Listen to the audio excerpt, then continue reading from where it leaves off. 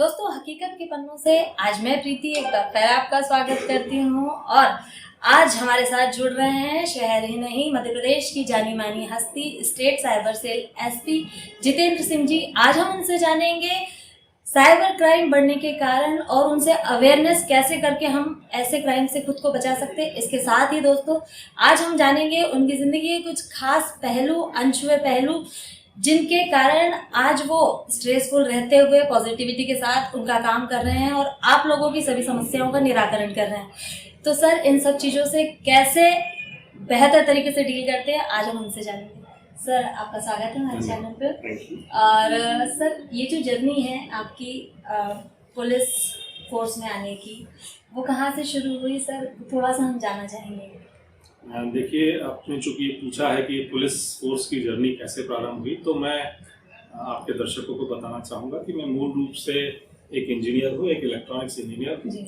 और शुरुआती दौर में मैंने राज्य इलेक्ट्रॉनिक विकास निगम में कार्य किया है एज एग्जीक्यूटिव इंजीनियर। और उसके पश्चात मैं जो है राज्य सेवा परीक्षाओं के माध्यम से राज्य पुलिस सेवा से जुड़ा। डीएसपी के रूप में मैंने वर्ष 1998 बैच में पुलिस की सेवा ज्वाइन की और तब से लगभग विगत 23 वर्षों से इन्हीं सेवाओं में। सर, ये जो साइबर क्राइम है, इससे आप जुड़े कई तरह की समस्याएं लोगों को जो हो रही थी, उनका निराकरण आपने बहुत ही बेहतरीन तरीके से किया। सर, कैसे समझा आपने चीज़ों को, कैसे ओवरकम करने की कोशिश की? देखिए, ये जो सफ़र है, ये जो साइबर क्राइम इन्वेस्टिगेशंस जो आज इसका स्वरूप हुआ है जी। तो 2007 में मैं जब सीएसपी विजयनगर था, तब मुझे पहला साइबर क्राइम का केस मिला था। उस समय एक सोशल मीडिया प्लेटफॉर्म होता था ऑर्कुट के नाम से। हाँ। तो ऑर्कुट प्रोफाइल हैकिंग का एक पहला केस जो है वो आया था। उसके पश्चात मैंने इसी फील्ड में प्रशिक्षण प्राप्त किया, विदेश जाके भी प्रशिक्षण प्राप्त किया। और अब लगभग वर्ष 2021 आने को हुआ है, मैंने 2017 में इंदौर का जो जोनल कार्यालय है, इसके पुलिस अधीक्षक के रूप में कार्यभार ग्रहण किया था। और विगत 4 साल में ये देखने में आया है कि साइबर क्राइम का स्वरूप भी बदल रहा है, उसके प्रकार भी बदल रहे हैं। और इसीलिए हम भी अपने आप को, अपने निपटने के तरीकों को भी अपग्रेड कर रहे हैं। और जैसा आप भी जानते हैं कि वर्ष 2000 में जब मोबाइल और इंटरनेट का प्रचलन हमारे देश में बढ़ा, तो सरकार ने एक IT act, information technology act, जो साइबर क्राइम से निपटने के लिए लीगल फ्रेमवर्क है, कानूनी ढांचा है हमारे देश में, उसको लागू किया।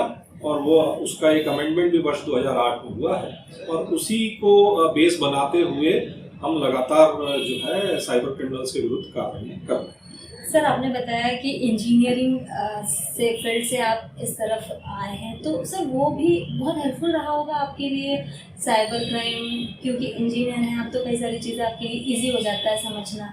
लेकिन निश्चित रूप से उसकी मदद मिलती है। अगर मैं ये कहूँ कि मदद नहीं मिलती है तो कहना गलत होगा। निश्चित रूप से उस बैकग्राउंड का फायदा मिलता है, परंतु ये साइबर क्रिमिनल्स जो हैं वो लगातार नई तकनीक का उपयोग कर रहे हैं साइबर क्राइम को करने में। और उनको पकड़ने के लिए भी हमको कई सारी तकनीकों का सहारा लेना पड़ता है। तो निश्चित रूप से इंजीनियरिंग बैकग्राउंड का फायदा तो मिलता है।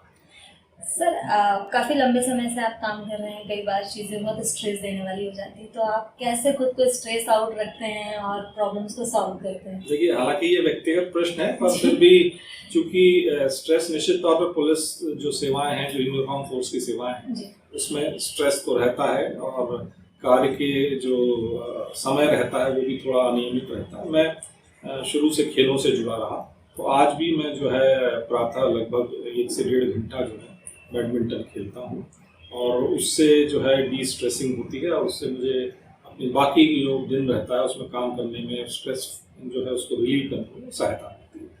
सर, जब केस आपने सॉल्व किए होंगे, कई सारी ऐसी मिस्ट्रीज आई होंगी जो आपको उसमें से कुछ या बहुत सारी याद रह गई होंगी, तो कुछ हैं सर ऐसे किस्से जो मतलब हमेशा याद आते हो, आपको लगता है वो बहुत घूमे थे हम, फिर आखिर फाइनली यू गॉट इट, तो वो वाला मामला सर? देखिए, इंदौर शहर की अगर मैं बात करूं तो न सिर्फ साइबर क्राइम, और भी ऐसे क्राइम रहे हैं मैदानी तौर पे, जो एक सीएसपी के रूप में मुझे उस टीम का हिस्सा रहने का सौभाग्य प्राप्त हुआ जिसने उनको सॉल्व किया। तो कई सारे किस्से हैं, चाहे आप बाहती किडनैपिंग की बात करें, नागौरी किडनैपिंग की बात करें, बांग्लादेशी डकैतों की बात करें, या फिर जो हमारे शहर में डकैतियाँ हुई थी सिलसिलेवार, उनकी बात करें तो ये सभी केसों में मुझे उन टीमों में जो अन्वेषण टीम थी उसमें रहने का सौभाग्य मिला था। फिर अगर आप साइबर क्राइम्स की बात करें तो हमने जो इंटरनेट बैंकिंग के माध्यम से जो अंतर्राष्ट्रीय गिरोह था जिसने धोखाधड़ी की थी उसको पकड़ने का वो मिला।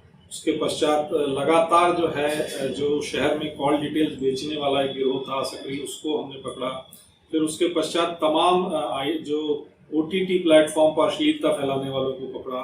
तो इस तरह की लगातार कार्रवाइयां हम करते रहे हैं। लेकिन चूंकि आपके प्लेटफॉर्म के माध्यम से एक संदेश भी मुझे देना है, तो मैं ये कहना चाहूँगा कि जो लोग debit card, credit card, online transactions use करते हैं उनको अपने कार्ड को उतना ही सुरक्षित रखना चाहिए जैसे कि हम अपने नगद पैसे को रखते हैं। क्योंकि आजकल कई इसके तरीके हैं जिससे कि उनके साथ धोखाधड़ी हो सकती है। अपने कार्ड्स को उतनी, अपनी डिजिटल करेंसी को उतना ही सुरक्षित रखें जितना नगद पैसे रखते हैं। दूसरी बात, अपना जो स्क्रीन लॉक है, अपने जो पासवर्ड्स हैं, उनको भी लगातार बदलते भी रहें और उनको किसी के साथ शेयर भी ना करें। तो ये भी उसमें बहुत जरूरी है। सर, आपने अवेयरनेस के बारे में भी लोगों को बताया, लेकिन सर जो पिछले 4-5 साल से हम देख रहे हैं टेक्नोलॉजी के चलते साइबर क्राइम में कई सारी चीज़ें हो रही हैं। फेसबुक अकाउंट्स हैक हो जाते हैं और मोबाइल्स भी हैक हो जाते हैं, कई बार मैंने सुनने में आया है। तो इस तरह के प्रॉब्लम्स को सॉर्ट आउट, आपके पास कंप्लेन आ रही है सर, तो फिर कैसे सॉर्ट आउट हो सकती हैं ये? देखिए, विगत आपने ये जो विषय छेड़ा है, विगत जो पैंडेमिक जब से शुरू हुआ है वर्ष 2020 लगभग मार्च से अगर मैं कहूँ, तो साइबर क्राइम का स्वरूप बदला है। पहले जो ट्रेडिशनल ATM OTP की शिकायत आती थी जिसमें एक कॉल आपके पास आता था और एक व्यक्ति अपने आप को बैंक का अधिकारी बोलकर ये कहता था कि आपका कार्ड ब्लॉक हो जाएगा, आप उस कार्ड की डिटेल उसे दीजिए। फिर आप डिटेल देते थे, फिर OTP भी वो आपसे लेकर और आपका पैसा ट्रांसफर करता। पर जो पैंडेमिक था कोरोना काल में, इसमें थोड़ा सा बदलाव आया। अब जो शातिर ठग हैं वो फर्जी फेसबुक प्रोफाइल, फर्जी इंस्टाग्राम प्रोफाइल बनाकर उनको हैक करके और फिर आपके कांटेक्ट के जो लोग हैं उनसे पैसों की मांग करते हैं। आपदा के नाम पर, महामारी के नाम पर, हॉस्पिटलाइजेशन के नाम पर। ये एक ट्रेंड आया, नया ट्रेंड आया। उसके अतिरिक्त गूगल पर कस्टमर केयर के नाम से लोग सर्च करते हैं नंबर। अब चूंकि कोरोना के दौरान, पैंडेमिक के दौरान मोबाइल और इंटरनेट पर गतिविधियां बहुत हो रही थी, लोग घर पे थे तो काफी यूसेज हो रहा था। तो किसी को बैंक का ट्रांजैक्शन निकालना है, किसी को गैस एजेंसी वाले को कॉल करना है, किसी की और कोई समस्या है, तो वो गूगल पे टाइप करते थे कस्टमर केयर नंबर। वहां पर ठगों ने अपने नंबर रजिस्टर करा रखे हैं, फेक पेजेस बना रखे हैं और फिर वो जैसे ही उन लोगों से वो संपर्क करता है व्यक्ति, वो उनको या तो कोई रिमोट शेयरिंग एप्लीकेशन जैसे AnyDesk, quick droid, quick support, air droid, इनको डाउनलोड कराता है और फिर उनके साथ आर्थिक ठगी करता है। तो इसमें गूगल पर यदि कस्टमर केयर हम सर्च कर रहे हैं तो हम ऑथेंटिक वेबसाइट पर जाएं उस सर्विसेज की जो हम सर्च कर रहे हैं। तो ये भी एक दूसरा था। उसके अलावा ई-वॉलेट्स के माध्यम से, UPI के माध्यम से भी आपको ये कहकर कि वो आपको पैसा ट्रांसफर करना चाहते हैं और आपसे पेमेंट एक्सेप्ट कराकर आपके खाते से पैसा उड़ा लेते हैं, ये भी गतिविधि चली। तो इस तरह की तमाम जो नई तरह की जो गतिविधियां, फेक पेजेस, जैसे हमारे शहर के जो प्रतिष्ठित रेस्टोरेंट हैं उनके नाम से फेक पेजेस बनाए, 2 थाली पर 1 थाली मुफ्त, जिस समय कोई रेस्टोरेंट खुला नहीं था, इस तरह का ऑफर्स दिए। और जब हमने उनको जांचा तो ये पाया कि पश्चिम बंगाल और झारखंड से वो नंबर चल रहे थे। तो इस तरह की काफी सारी गतिविधियां जो हैं विगत 1-2 वर्ष में सामने आई हैं। अब आपने उसका दूसरा पहलू भी कि इनसे बचा कैसे जा सकते। तो जैसा मैंने कहा कि सबसे पहले तो यदि कोई अवैधानिक गतिविधि आपको दिखती है, कोई साइबर क्राइम की स्थिति बनती है, तो www.cybercrime.gov.in, मैं फिर से दोहराता हूं, www.cybercrime.gov.in, इस वेबसाइट पर आप जाएं और अपनी शिकायत दर्ज कराएं। यदि आपको कोई आर्थिक नुकसान भी पहुंचा है तो एक टोल फ्री नंबर है 155260, 155260, इस नंबर पर कॉल करें और वहां पर आपके साथ हुए जो ट्रांजैक्शंस हैं उनकी डिटेल शेयर करें। तो तत्काल जो है पैसा रुकवाने के प्रयास होगा और कार्रवाई भी की जाएंगी। साथ ही किसी भी अनजान व्यक्ति से ऑनलाइन दोस्ती ना करें। किसी भी अनजान व्यक्ति के कहने पर अपने मोबाइल पर या अपने गैजेट पर कोई रिमोट शेयरिंग एप्लीकेशन, नाम मैं फिर दोहराता हूं, AnyDesk, air droid, quick support, इस तरह के एप्लीकेशंस डाउनलोड कराते हैं ठग, वो ना करें। गूगल पे कस्टमर सपोर्ट के नाम से जो फर्जी पेज बने हैं उनसे संपर्क ना करते हुए ऑथेंटिक वेबसाइट पे जाएं। छोटी छोटी इस तरह की सावधानियां हैं जो अगर हम अपनाएंगे तो निश्चित तौर पर साइबर क्राइम से बचा जा सकता है।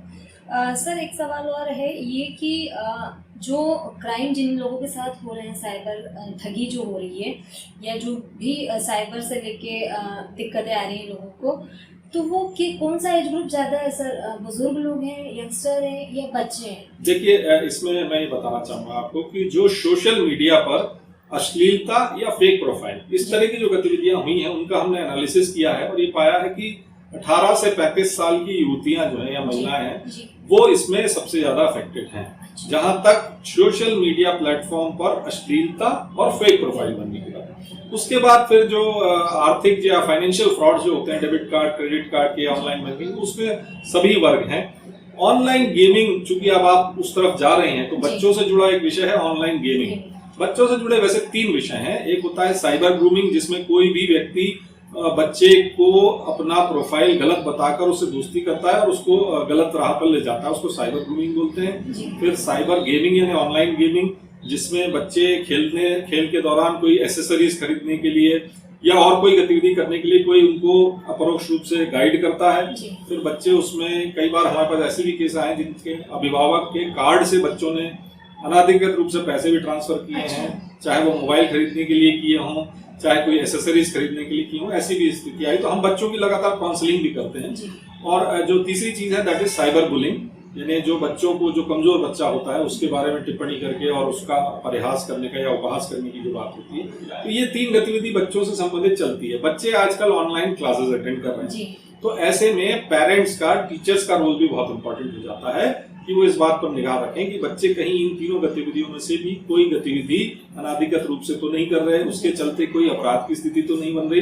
ये भी हमारा कर्तव्य है कि हम उन पर नजर रखें। आपने सुना जितेंद्र सिंह सर को, उन्होंने कई सारी चीज़ें बताई हैं और मैं उम्मीद करती हूँ आप उनकी सारी जो हिदायत उन्होंने दी है उसे समझेंगे।